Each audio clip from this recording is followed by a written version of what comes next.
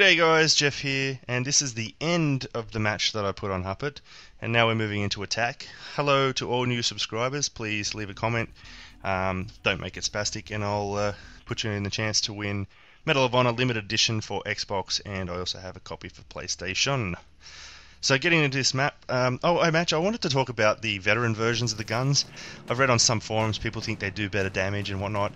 There's no difference. There's not even a cosmetic difference. I thought there was supposed to be a cosmetic difference, but no, it's just for the fact that when you kill someone it says V for veteran and whatever. Pausing here, getting around to this corner is perfect for this objective because I could have thrown smoke down there, which I do now, but I can also I throw smoke to stop the people getting sniped. Unfortunately my smoke was a little too far, so he got shot in the face. But that's a really good area for protecting the objective. I saw that someone snuck around. I predicted that it was going to happen at some point based on the minimap, if I recall correctly. And taking him down, I'll post up in the same position as where I was before. I wasn't going to teabag him then. I just had a look at him. But so I'm going to post up where I am here. I'll stop people coming into the objective. This is probably the most critical point in protecting this area. In terms of what I'm doing right now, I'm just trying to check the structure for occupancy. I'm also learning the new projectile arcs for the grenade launchers on this game. It is different to Battlefield. I'm pretty sure I saw someone in there. I'm going to have to rewind it at some point and look for myself, but I'm pretty sure I saw someone in there, so I'm surprised I didn't get a hit marker unless those grenade launcher shots were just well off. So where I am paced up now, I can see that someone else died to my right in the replay. I didn't see it in the match, and that's why I got taken down. I spoke about this in the video on Huppet. You do not want to be in a position where you see a sniper take someone down. I also want to reiterate that smoke is probably the most important part of playing the combat missions and sector control. Got killed there because we didn't clear our flank. That's also a very important point to make, is that after you've cleared an objective you really want to clear that entire area. Now I'll do it later in the match. I didn't suspect anyone or expect anyone to be there, but they were there. Yeah, I didn't expect anyone to be there because our team had stacked up. But let's get into talking about the flank shot and protection, the ability to move forward through concealed cover. This game's a lot more tactical in its approach. You have to think a little bit more, so it is definitely more of a thinking man's game than what Call of Duty is in the majority of cases. In order to do successful in this, but I'm moving between cover and trying not to expose myself too much to the direct line of sight sniping. I do stick my head out every once in a while, but reloading in safety generally keeps me safe, and knowing where my teammates are based on the minimap. So my goal is to protect people advancing on the objective, which puts me a little bit in harm's way, but as long as I use that cover I'm generally okay.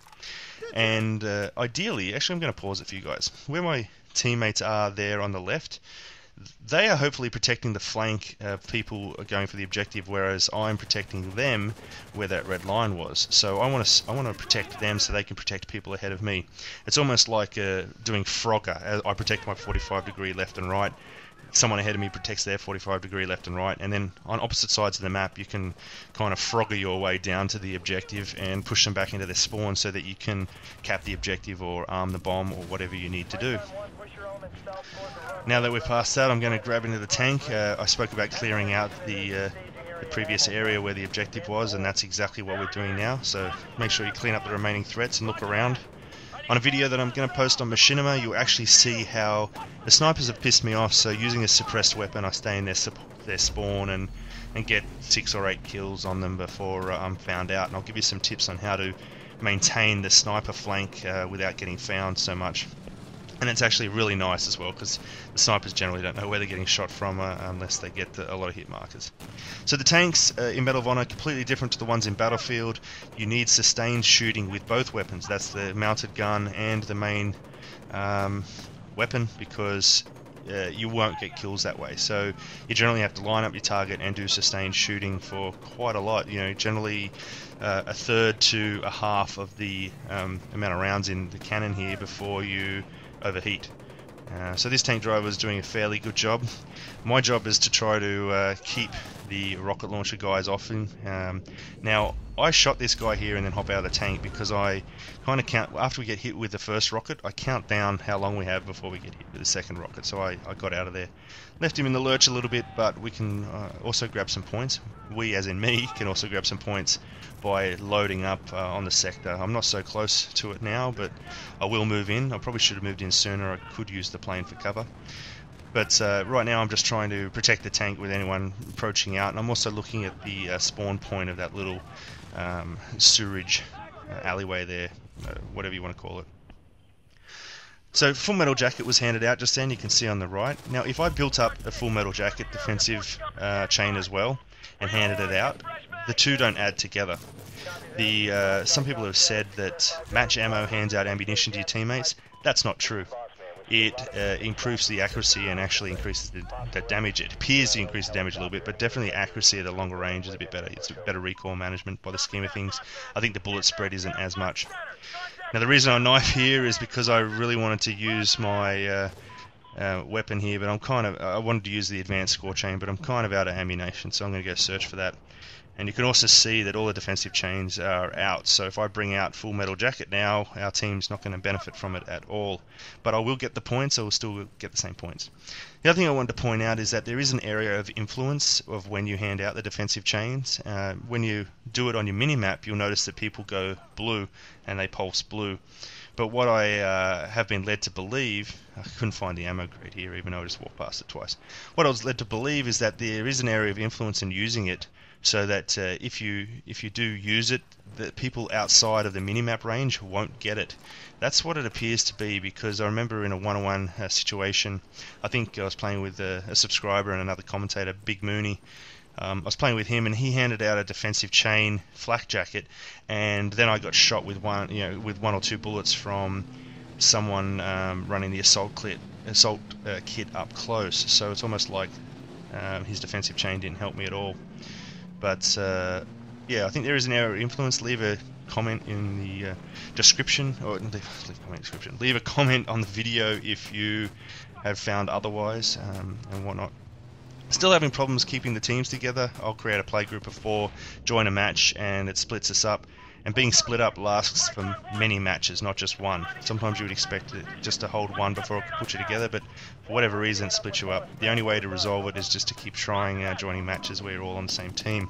It's really annoying that you can't talk in the lobby to confirm it either, so you almost have to go through the pain of waiting for the map to load before you turn around and check what's happening with your teammates. So some subscribers have been in my play groups and been on the opposite team and come underneath the wrath of my my gun, but it's all been fun and I'll keep playing with you guys.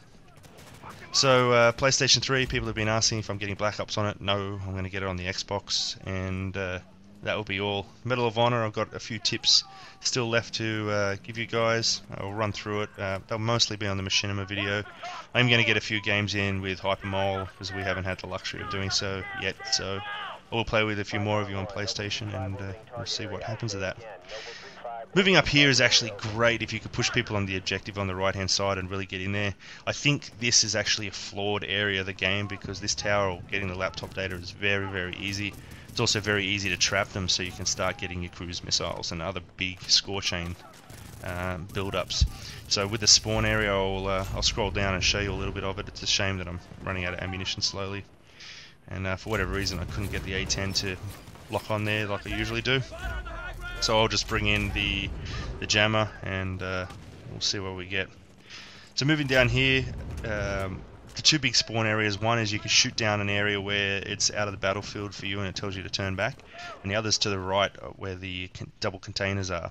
So you can get people through that gap that I'm aiming at right now. You can get people at the containers, and straight ahead people jump into the alleyway, or they come through the split in the wall, which I believe in this video I do go up and show you a little bit of that. And this is the point where I'm actually out of ammunition, but that doesn't bother me because the pistols are great. My sensitivity there is a little low, but I find the sensitivity needs to be lower for me when I go on the PlayStation initially, because the controls are a lot smoother than the Xbox controller generally, and that's not bashing on the Xbox, they're just different. I think the PlayStation controller is too small for my hands, being 6'4", but whatever. Alright, so we got in. I've got a kill streak built up, I believe, and I'm about to use it. Now, what's great about using kill streaks after you... here's a nice multi-kill coming up. So what's good about the kill streaks after you use them is that you guarantee yourself to get like match ammo or intel or whatever it is that comes up. So the game's coming to a close. This is another nice little spawn area that people come through, so just make sure you're not standing behind your teammates, which is why I'm moving left and right, because I don't want them to die and then me to die for no reason. I'm surprised that he got around there. I probably should have looked at the minimap to get across, but whatever. I think actually he's one of the subscribers on the other team who killed me, so good on him. I think that was AJ. So the game's almost over. So that's the area they come out of. That's another view, and to the right here I managed to get him, which is lucky.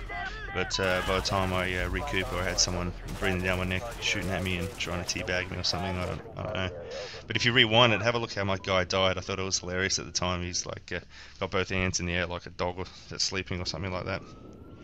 The other thing I've noticed on the PlayStation, Xbox users, please let me know if it happens to you, is that I threw smoke in the area just here just to slow them down. But what I've noticed is a bit as well is that you'll be playing on the game, like on the PlayStation, and as you're running, the screen will just freeze for about 4 seconds, and then the game continues. During the freeze, you don't get shot, and when you run away, you're fine. But the freezing gets really annoying when it happens 2 or 3 times a game. It's not lag based, I don't think, but let me know, guys, what's happening out of that, and please leave a comment about it. So that's the match. Did fairly well in the end. The tank was a big part of it, but I believe I got half gun kills, half tank kills in the end. Probably more gun kills actually. And I ended up going 28-5, and that was not too bad. Gant's also a puppeteer, hello, and AJ on the other team. Even though he got high points, didn't do so well in that match, but it's all good fun. Anyway, guys, until next time, see ya.